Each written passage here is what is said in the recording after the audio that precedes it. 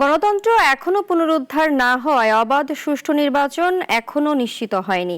নানা ষড়যন্ত্রের কথা শোনা যাচ্ছে, তবে নেতাকর্মীরা ঐক্যবদ্ধ আছে বলে মন্তব্য করেছেন বিএনপি নেতারা।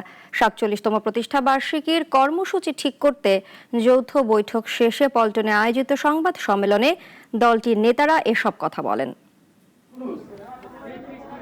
১ সেপ্টেম্বর বিএনপির ৪৭তম প্রতিষ্ঠাবার্ষিকী। দিনটিকে ঘিরে কর্মপরিকল্পনা ঠিক করতে নয়াপল্টনে যৌথ সভায় বসে দলের নেতারা। পরে বিস্তারিত জানাতে সংবাদ সম্মেলনের আয়োজন করা হয়। বিএনপি নেতারা বলেন, গণতন্ত্র এখনো পুনরুদ্ধার হয়নি, নির্বাচন নিয়ে নতুন করে ষড়যন্ত্র শুরু হয়েছে। আমাদের এখনো কাজ শেষ হয়ে যায়নি, গণতন্ত্র এখনো পুনরুদ্ধার হয়নি।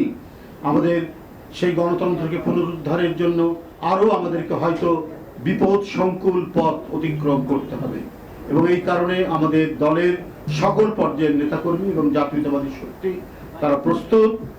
আমাদের অবাধ সুষ্ঠু নির্বাচন এখনো নিশ্চিত হয়নি। নানা ধরনের আমরা চক্রান্তের কথা শুনি, নানা ধরনের মাস্টার প্ল্যানের কথা শুনি। আর পিআরপি পদ্ধতি নিয়ে দলটির নেতারা বলেন, যা জনগণ জানে না তাদের উপর জোর করে চাপানোর চেষ্টা করা হচ্ছে। ইচ্ছে করে একটা সংকট তৈরির চেষ্টা চলছে। ধারণার উপর তো জনমতের সৃষ্টি করার কোনো সুযোগ নাই। কি পদ্ধতিতে আপনি সেটা বাস্তবায়ন করতে চান, কার্যকর করতে চান, এই নিয়ে আমরা কোনো দলকে কিছু বলতে শুনি না। জনগণ এই সম্পর্কে কোনো কিছুই জানতে পারে নাই।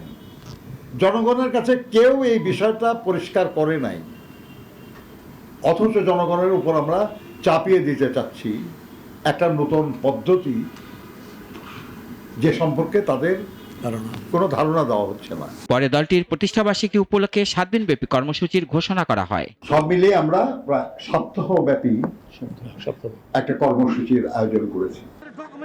রাশেদুল কাদির, নাগরিক, ঢাকা।